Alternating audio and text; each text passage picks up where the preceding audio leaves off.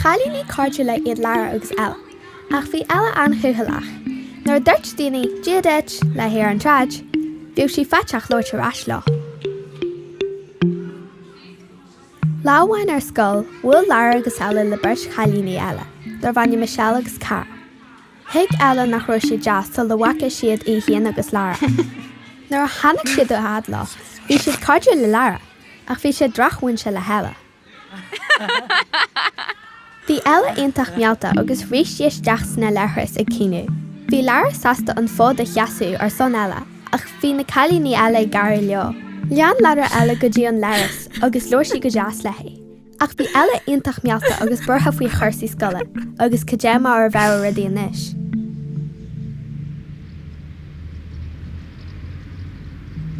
An lean í sin, bhí leabhar agus eile i siopa ag ceannach millsein. Bhí uafas ar eile nuair a shiúil Michelle agus Cara seach sa siopa, agus thuaigh siad a adlá.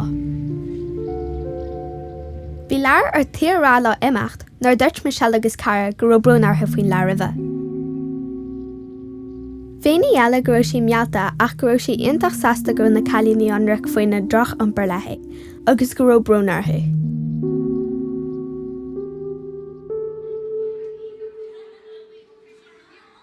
Lá sin amach bhí na cailíní cairde lena chéile agus wathaí eile slán samhailte ar scoil.